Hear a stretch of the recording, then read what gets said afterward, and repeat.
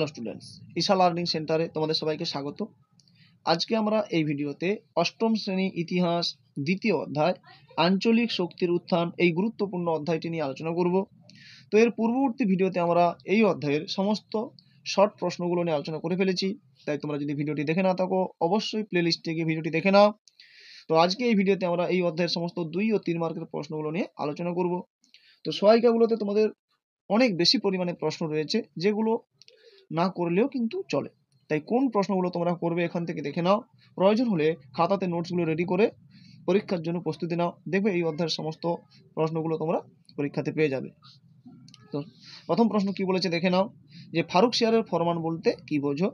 না, মুঘল সম্রাট ফারুকশিয়র 1717 খ্রিস্টাব্দে ব্রিটিশ ইস্ট ইন্ডিয়া কোম্পানিকে বিশেষ সুযোগ সুবিধা দিয়ে যে আদেশ বা ফরমান জারি করেছিলেন তা ফারুকশিয়রের ফরমান নামে পরিচিত। এই ফরমান অনুসারে ব্রিটিশ কোম্পানি বার্ষিক মাত্র 3000 টাকার বিনিময়ে বাংলায় ব্যবসা বাণিজ্য করার অধিকার লাভ করেছিলেন। শর্ট প্রশ্ন হতে পারে যে ফারুকশিয়রের কাছ থেকে কত টাকার বিনিময়ে ইংরেজ ইস্ট ইন্ডিয়া কোম্পানি বাংলায় অবাধে বাণিজ্য করার সুবিধা লাভ করেছিল? তো বার্ষিক মাত্র 3000 টাকার বিনিময়। ঠিক আছে, পরের প্রশ্ন খুব গুরুত্বপূর্ণ। এই অধ্যায়ের সব থেকে গুরুত্বপূর্ণ প্রশ্ন হচ্ছে ফারুকশিয়রের ফরমানের গুরুত্ব। তো মোস্ট ইম্পর্টেন্ট। তো 1717 খ্রিস্টাব্দে ফারুকশিয়র ব্রিটিশ ইস্ট ইন্ডিয়া কোম্পানির জন্য যে আদেশ জারি করেছিলেন তা ভারতের ইতিহাসে খুবই গুরুত্বপূর্ণ। তো ফারুকশিয়রের ফরমানের গুরুত্ব দেখো, 1. বাংলায় অবাধে বাণিজ্য করা, আর 2. বাংলায় ক্ষমতা দখলের পটভূমি রচনা। তো বাংলায় অবাধে বাণিজ্য করে না, ফারুকশিয়রের ফরমানের জন্য ব্রিটিশ কোম্পানি বাংলায় অবাধে বাণিজ্য করার পথ খুলে গেছিল বা অবাধে বাংলায় বাণিজ্য করতে পেরেছিলেন। 2. বাংলায় ক্ষমতা দখলের পটভূমি রচনা। তো ফারুকশিয়রের ফরমান লাভ করার ফলে বাংলার নবাবদের সঙ্গে ব্রিটিশ কোম্পানির অর্থনৈতিক ও রাজনৈতিক সংঘাত শুরু হয় এবং ইংরেজরা ক্রমে বাংলার শাসন ক্ষমতা দখল করে। পরের প্রশ্ন, আলীনগরের সন্ধি কত খ্রিস্টাব্দে কাদের মধ্যে স্বাক্ষরিত হয়? এই সন্ধির শর্ত কি ছিল? তো 1757 খ্রিস্টাব্দে 9 ফেব্রুয়ারি সিরাজউদ্দৌলা ও ব্রিটিশ ইস্ট ইন্ডিয়া কোম্পানির মধ্যে আলীনগরের সন্ধি স্বাক্ষরিত হয়। তো আলীনগরের সন্ধির শর্ত দেখো, 1. কোম্পানি কলকাতায় দুর্গ ও টাকসান নির্মাণ করতে পারবে। 2. বাংলায় ইংরেজরা বিনা শুল্কে বাণিজ্য করতে পারবে। পরের প্রশ্ন, আলীনগরের সন্ধির ফল। তো আলীনগরের সন্ধির ফল, 1.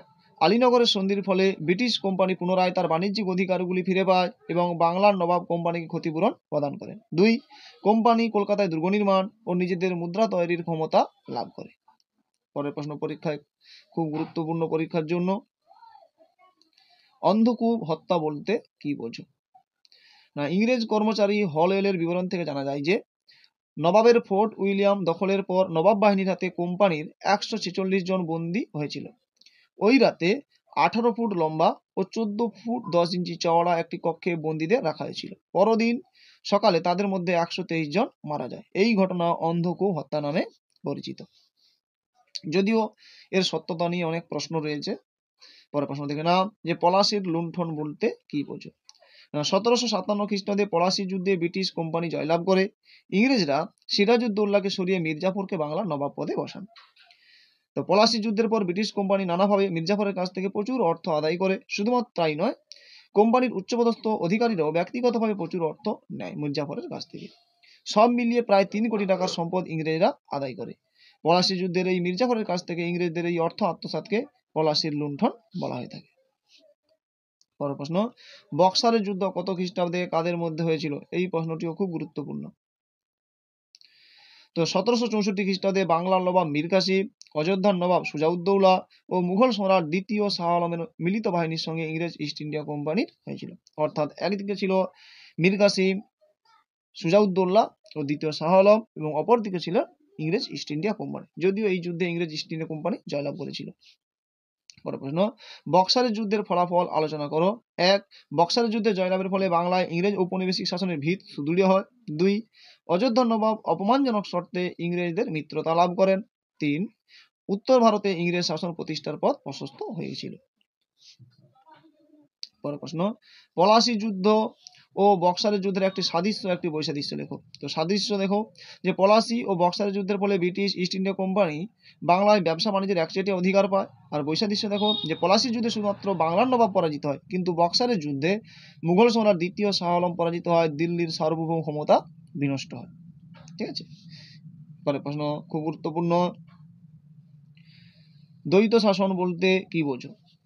1765 খ্রিস্টাব্দে মুঘল সম্রাট দ্বিতীয় শাহ আলমের কাছ থেকে ব্রিটিশ কোম্পানি সুবা বাংলার দেওয়ানির অধিকার লাভ করে। এর ফলে বাংলার দুজন শাসকের শাসন কায়েম হয়। এই ব্যবস্থাকেই দ্বৈত শাসন ব্যবস্থা বলা হয়।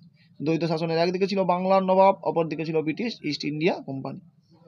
তো এই শাসন ব্যবস্থায় নবাবের হাতে ছিল রাজনৈতিক ও আইন শৃঙ্খলা রক্ষার দায়িত্ব, অপরদিকে কোম্পানির হাতে ছিল অর্থনৈতিক ও রাজস্ব আদায়ের দায়িত্ব। অর্থাৎ নবাবের হাতে ছিল ক্ষমতাহীন দায়িত্ব, অপরদিকে কোম্পানির হাতে ছিল দায়িত্বহীন ক্ষমতা।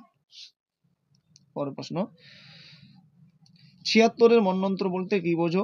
তো 1176 বঙ্গাব্দে বা 1770 খ্রিস্টাব্দে, সালটা কিন্তু গুলিয়ে ফেলবে না, 1176 বঙ্গাব্দে বা 1770 খ্রিস্টাব্দে বাংলাদেশে যে মর্মান্তিক মন্বন্তর ঘটেছিল তা ইতিহাসে 76-এর মন্বন্তর নামে পরিচিত। পরের প্রশ্ন, ব্রিটিশ রেসিডেন্টদের কাজ কি ছিল? 1. নজরদারি করা। 2. কোম্পানিকে রাজ্য দখলে উৎসাহ প্রদান করা।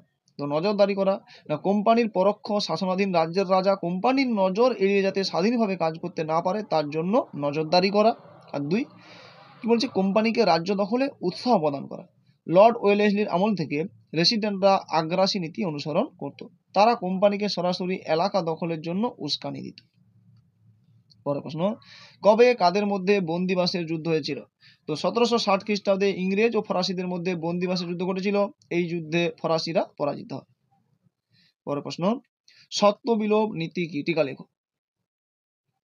খুব গুরুত্বপূর্ণ। তো 1848 খ্রিস্টাব্দে লর্ড ডালহৌসি সত্য বিলোপ নীতি প্রবর্তন করেন।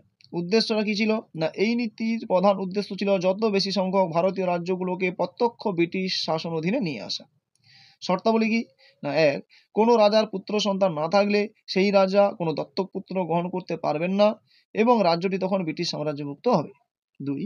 একমাত্র দেশীয় স্বাধীন রাজ্যগুলির ব্যাপারে কোম্পানি নিরপেক্ষ থাকবে।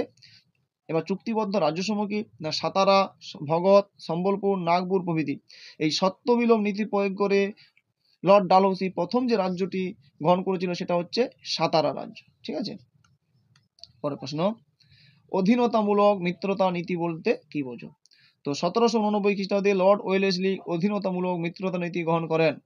শর্তাবলী কি না, এই নীতি গ্রহণকারী রাজ্যকে অভ্যন্তরীণ বিপদ ও বৈদেশিক আক্রমণ থেকে কোম্পানি রক্ষা করবে। আর 2. ইংরেজি সেনাবাহিনীর ব্যয়ভার মিত্রতা নীতি গ্রহণকারী রাজ্যকেই বহন করতে হবে। 3. কোম্পানির অনুমতি ব্যতীত কোনো ইউরোপীয়কে সেনাবাহিনীতে নিয়োগ করতে পারবেন না। তো এখান থেকে যদি তোমরা এই কয়েকটি প্রশ্ন করে নাও তাহলে 2 ও 3 মার্কের সমস্ত প্রশ্নগুলো কিন্তু পেয়ে যাবে।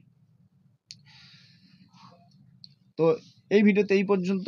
পরবর্তী ভিডিওতে আমরা একটি পরবর্তী অধ্যায় নিয়ে আলোচনা করব। তাই চ্যানেলটিতে নতুন হলে অবশ্যই চ্যানেলটিকে সাবস্ক্রাইব করে নাও ও পাশে থাকা বেল আইকনটিকে প্রেস করে অল নোটিফিকেশন সিলেক্ট করে নাও, যাতে পরবর্তী ভিডিও নোটিফিকেশন পেয়ে যেতে পারো। ধন্যবাদ।